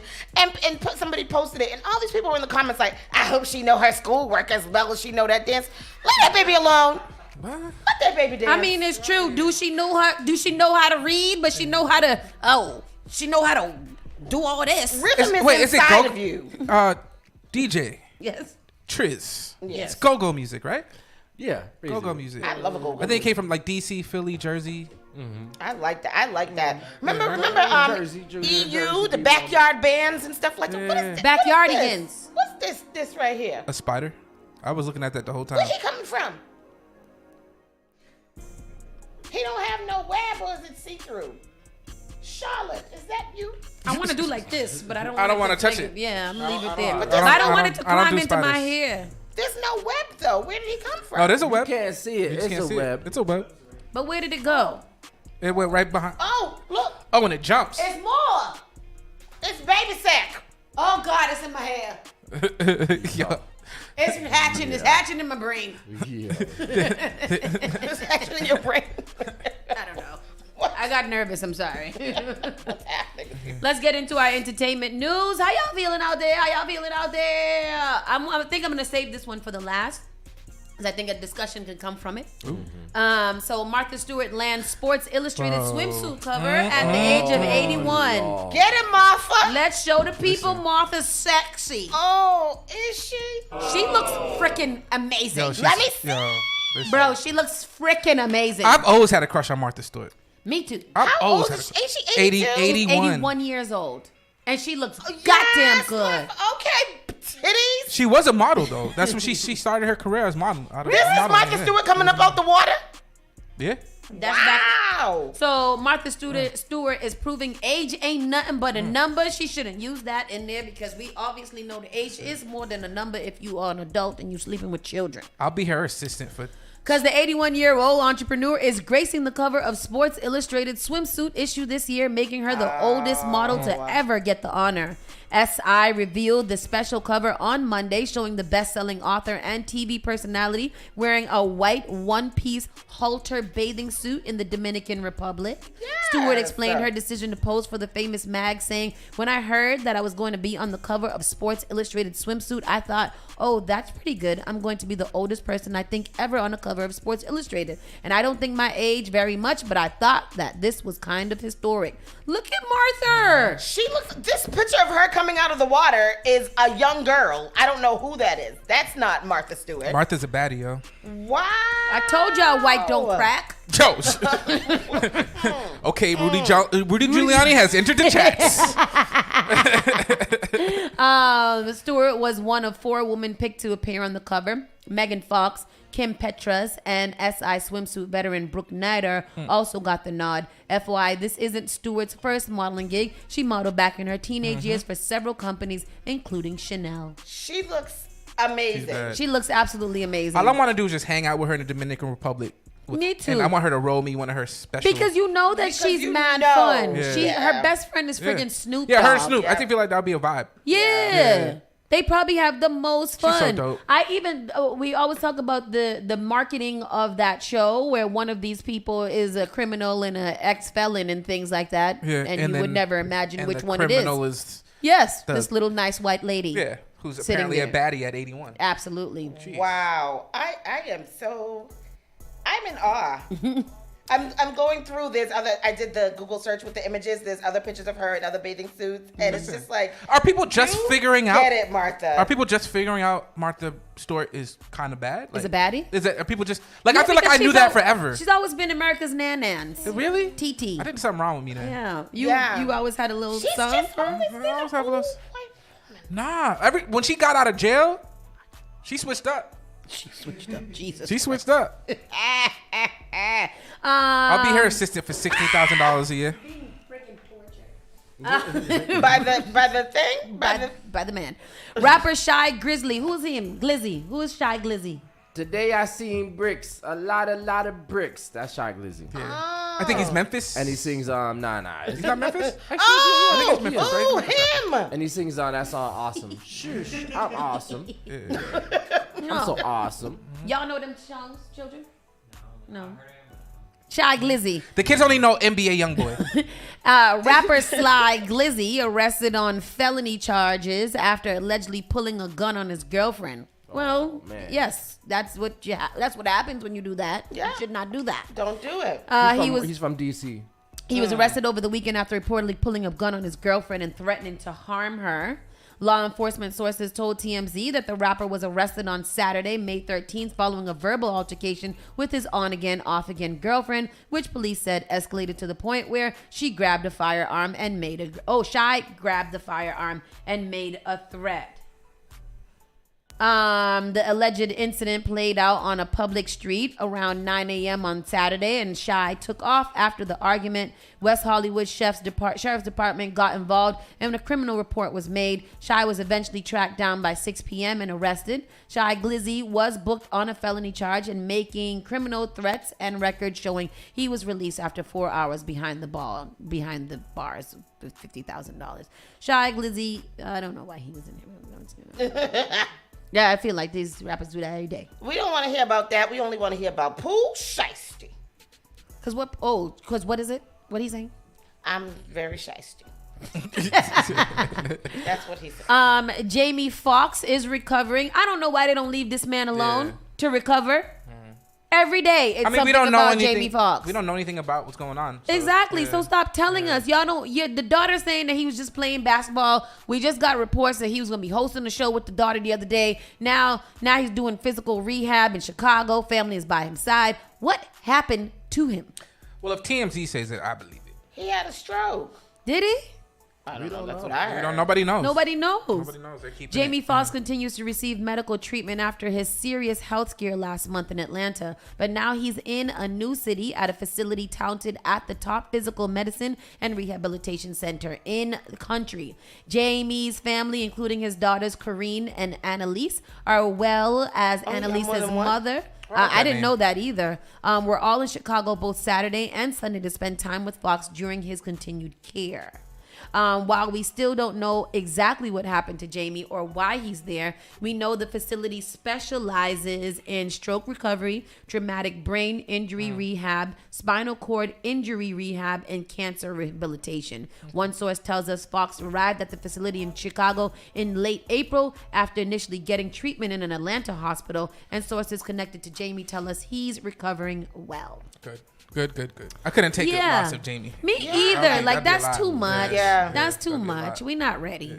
He don't need to go nowhere. He don't need to do. Just sit down, Jamie, and just relax yourself. Yeah. Jimmy Allen's ice cream collab removed from company's website. Who is Jimmy? Oh, who's Jimmy? Who's Jimmy Allen? Jimmy Allen. No idea.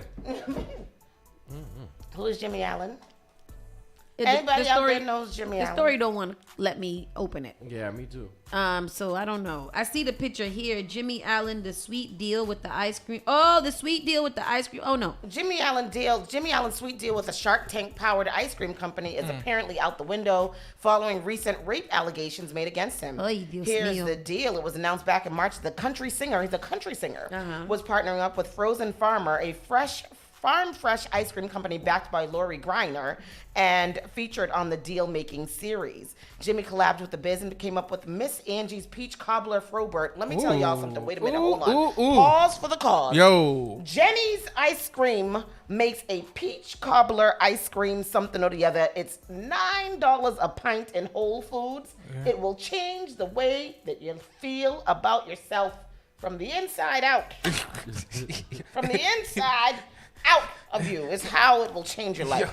This peach cobbler Furbert was inspired by a recipe from his mom of the same name. But if you check out the company's page, the dessert is nowhere to be found, and the social media posts promoting it have been deleted.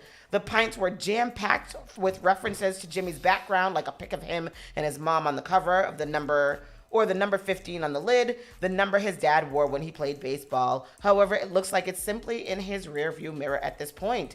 As was reported, Jimmy's being sued by his alleged former business manager who claims he raped her while she was working for him. She says he continued to amp up the sexual harassment during her 18 months on the job before ultimately being fired from the company that employed her. Jimmy told us the woman's claims have no truth to them whatsoever and alleges she hired a lawyer to ask him for money only after their 2-year consensual sexual relationship ended. We've reached out to the Frozen Farmer and Jimmy's rep for comment, and so far, no word back from either one. Dang, that sounds bad. Especially because she got fired. I kind of want to taste the ice cream, though. I mean, that's the lesson I got out of it. I want some. I want that. I mean, the thing is that I wish it wasn't Frobert. I wish it was just ice cream. Well, I can't do. I'm lactose. Oh well, then you gotta try this. Yeah. But what's Frobert? Frozen like yogurt. Yogurt. Oh. I'm not gonna eat yogurt. Frozen sherbet. I don't know what Frobert is. Okay. But anyhow, I'm going to get Jenny's today. Go do that. I might risk it. I had some good enough anyways. I had some good peach cobbler from Miss V's last night. Where's Miss V's? I'm not sure. Down the street from my house? She's a cook. Oh. She's catered the event. I thought you were talking about Auntie Vice. Was it Ali Mode? Ali Mode?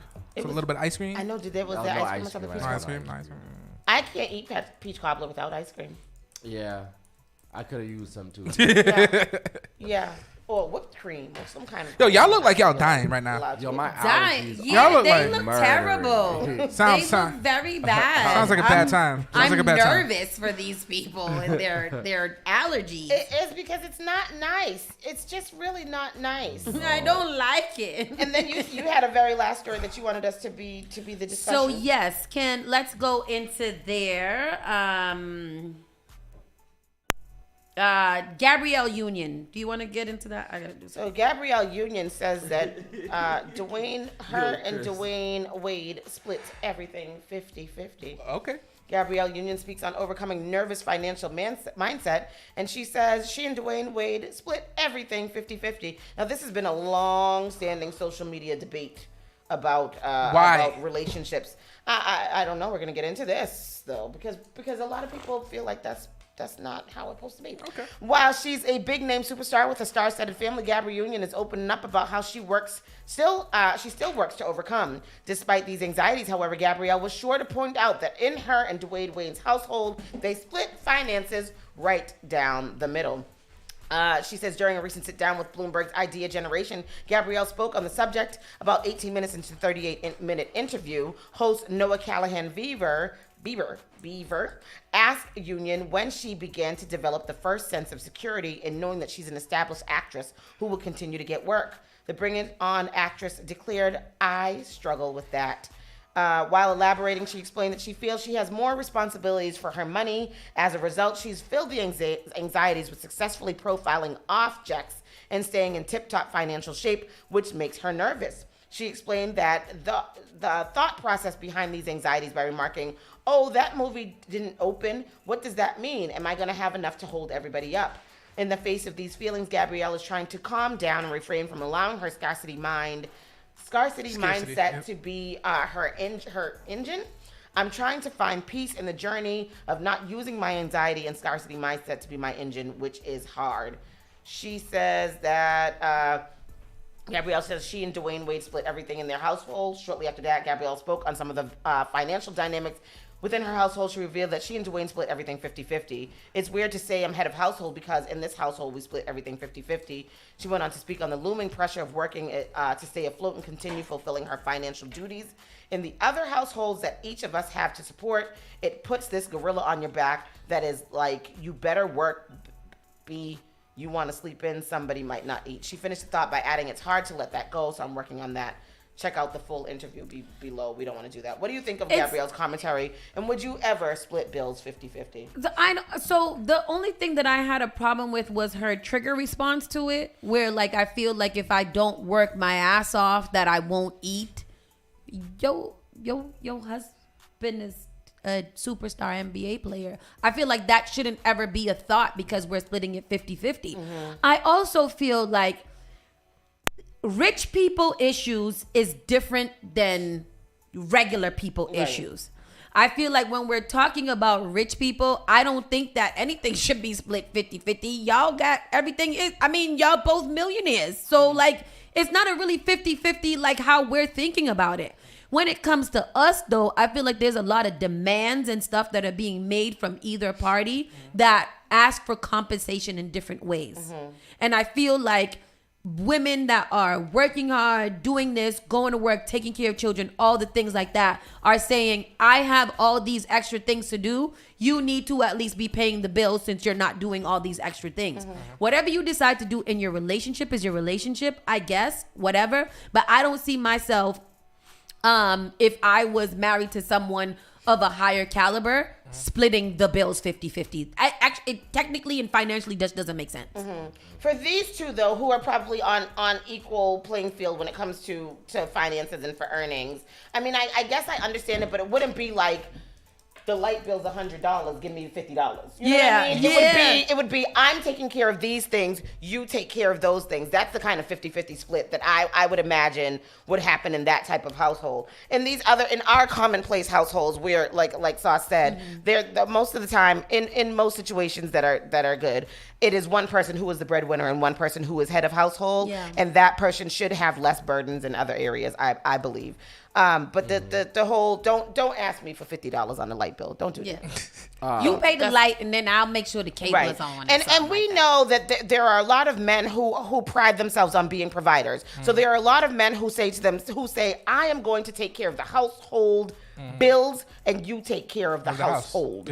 Well, that's the kind of situation that I like. That's the kind of situation that I want to be in. Chris said, "Nope, women need to lead and take care of their man." Chris, and Chris, I know that you're joking because I know that you are a Bible scholar, and so for you and your relationship specifically, I know that you just joking. I believe that if we're in a relationship, my partner's making more money than me, then that's how we split the bills accordingly. Yes, accordingly. Yes. And I will contribute what I can afford to contribute. Same thing as for you. If the roles reverse, then I'll do the same. And that's a very mature mindset that takes a conversation. You know what I mean? Like, we have to have a conversation about this. Right. If this is what I'm going to do, then this is what you have to do. Right. You know what I mean? And that's fine, because it would take a very, very mature woman to be like, I'm going to be with a man who can't contribute as much as I can financially. That's just I think, I mean, maybe that's changed, but for like old school, that's just a very like men provide and women nurture. Like, that's where we came from. I get that. I think like everybody has a right to demand the kind of relationship they want.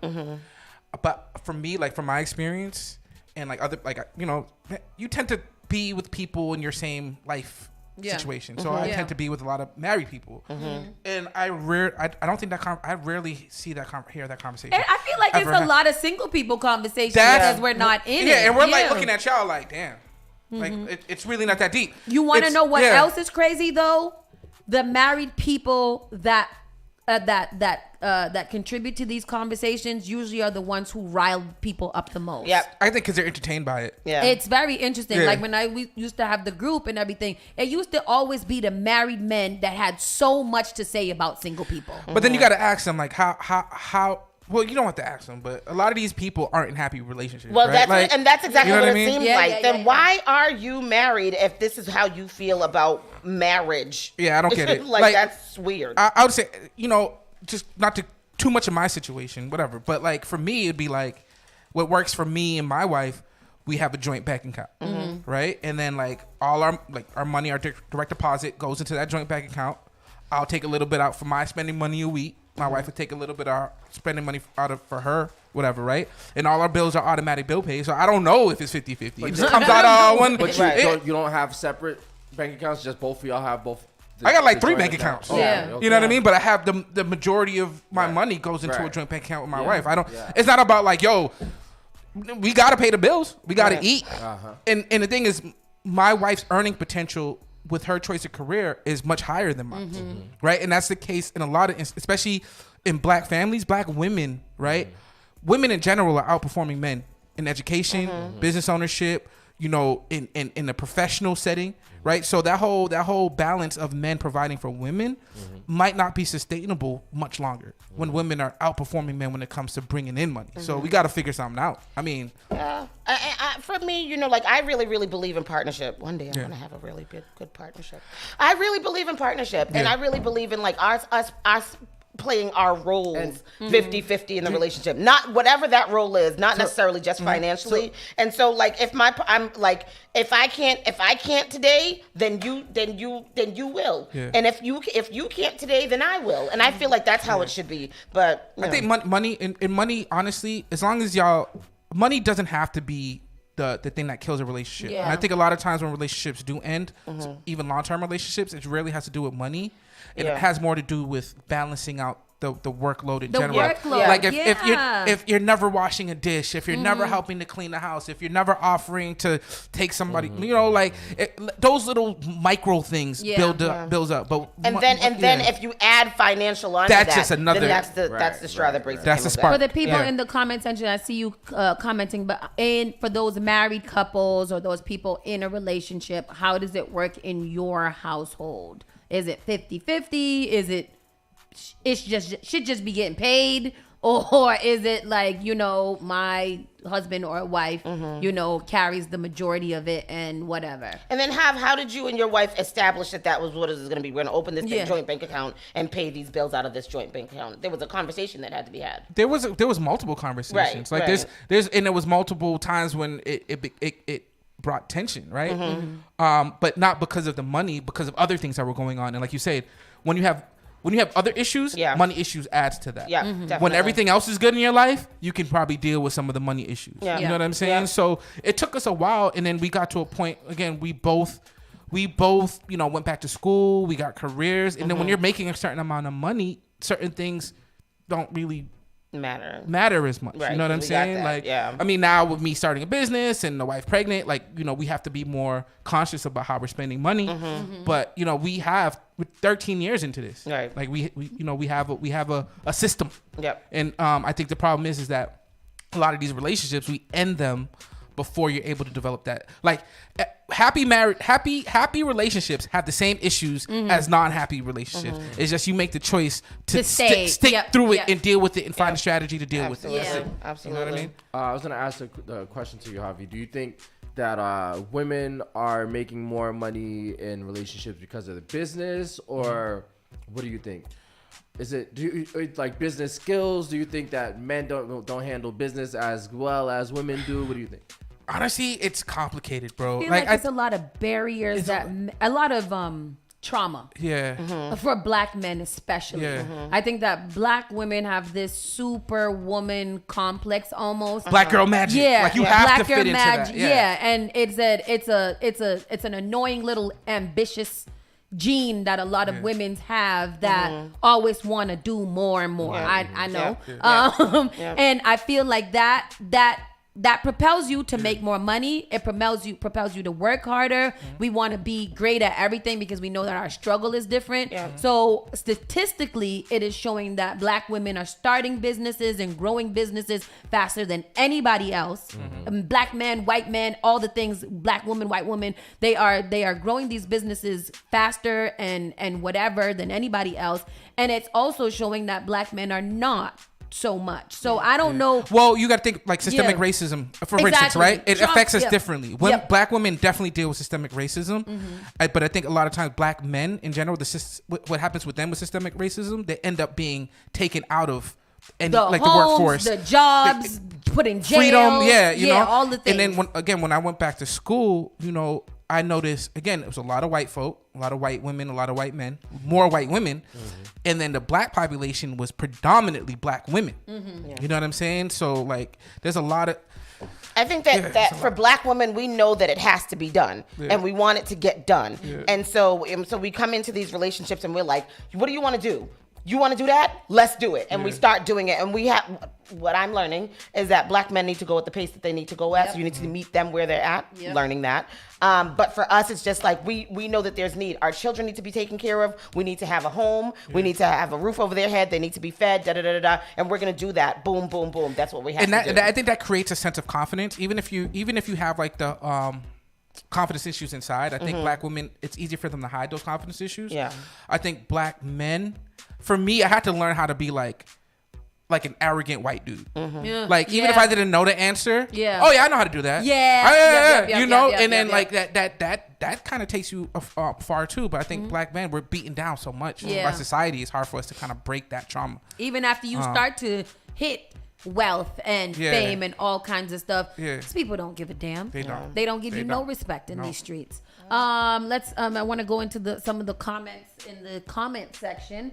And the other thing is people care too much about what other people. Yeah, I understand. What do you do in your relationship, Didi? Not everybody else. What do you guys do? How does it work for you? What are some tips that you can give people? Because at the end of the day, that is 100% true. Like, do whatever works in your relationship. Who cares what people say about it? It doesn't matter. Gabrielle Union and this man is probably, they are, obviously we can see, but from the outside, that they look like they're just having the dream. They chilling. So, they chilling, Dwayne Wade is retired from basketball, right? What is he doing now, though?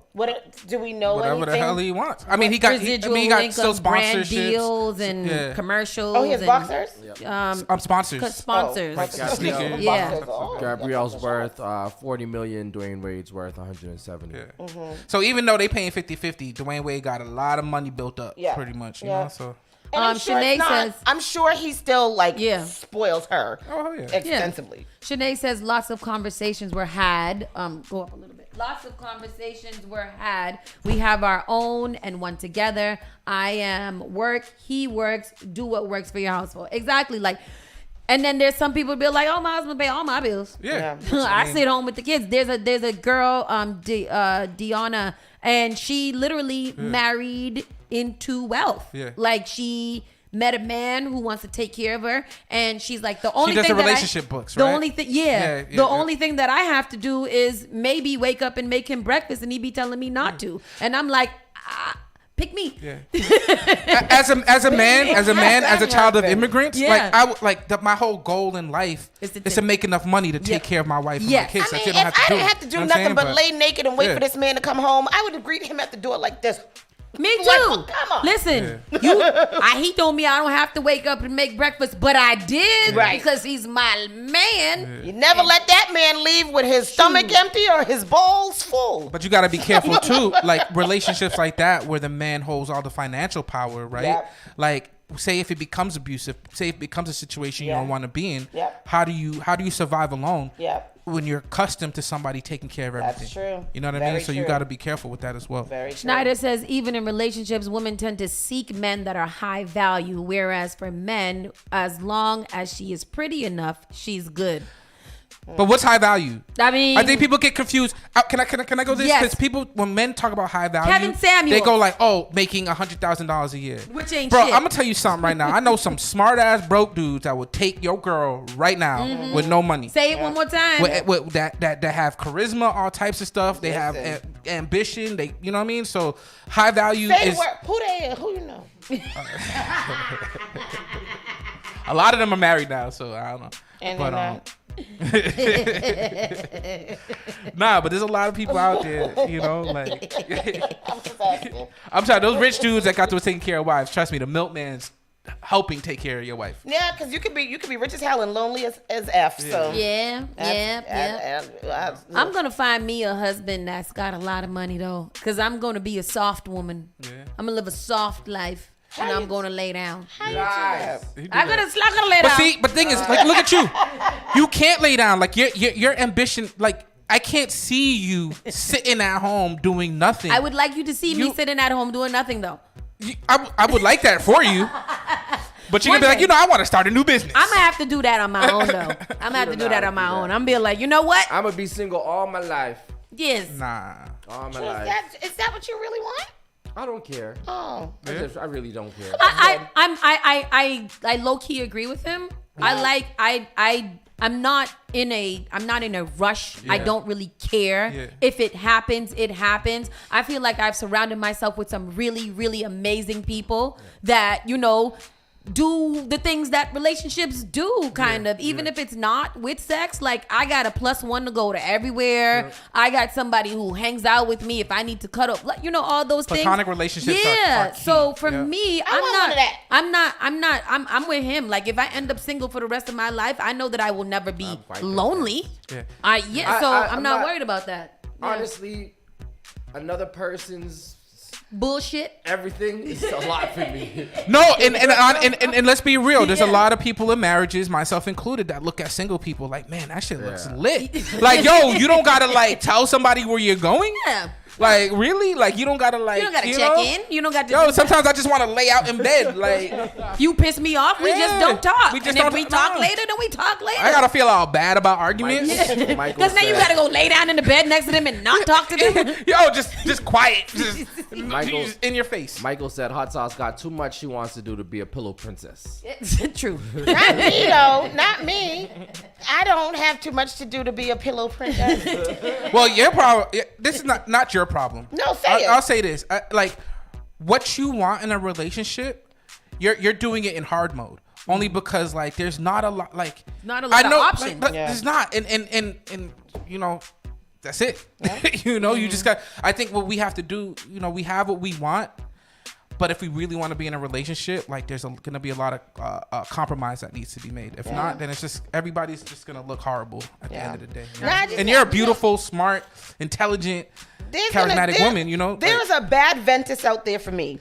I know that's true. Yeah, that's bro. who it is. A Bible thumping thug. A Bible thumping thug. That's exactly who it is. I want to eat with someone, travel with someone, pray with someone, love with someone, and wind up in somebody's face. I know where he at.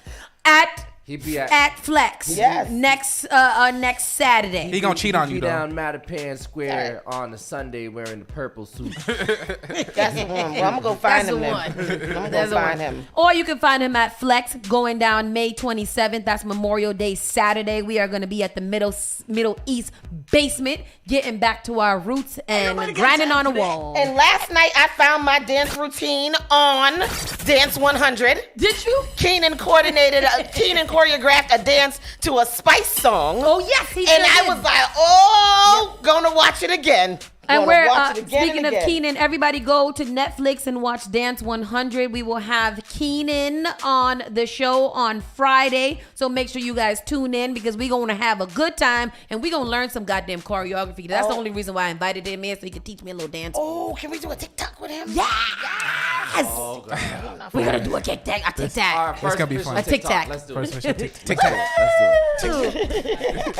Anyhow, people, thank you guys so much for the healthy conversation. You guys are absolutely amazing. I didn't even know how many married people we actually have watching this show all the time. We got a lot. Married. Our audience is married. Married people don't go outside. That's Dee, Jess, Shanae, Janet, like LaWanda. This we got a healthy dose of people up in here. I love it. I love it. Granny Pearl. What is this? We're gonna end with this. I think this is the one. Yeah, let me see. She's always finding something to bring us around. That look like the racistest cartoon ever. Yo. It is, right? I'm like, what is going on? Why the granny lip so big? Okay, yeah. We're gonna end the show with Jamaican Granny pissed off. Oh yes. Lord God, something wrong here, man. Why the rascal out here dial this fucking number so often for? This is my phone, you know. It's not yours. Stop dialing that number. Every click of the clock of the day. When me see the number with the 5 at the end, me know you again, you know. Where the bumper rascal out here call me for this. Papa Jesus, I'm going to call customer care 100 to blood clot to change this number. Yeah. Man, fuck off, man. Oh, gosh. Granny, why are you so Granny angry? has such a nasty mouth. Yo, Golly. so angry. With her widespread boobs. They are so long and separated. Leave my boobs. Look just like me. With that said, people, we gonna flex up out of here. See what I did there? May 27th. Go online, get those tickets. Spark FM online /flex. It's very easy. SparkFMonline.com /flex. We are in the building next Saturday. Keep it locked, people. Spark FM Online, #1 for urban and Caribbean music. You're listening to Saucy and Friends in the morning with Miss Hot Sauce, Miss Tony, and Rock. The all new Spark FM. Spark FM. Log on to SparkFMOnline.com.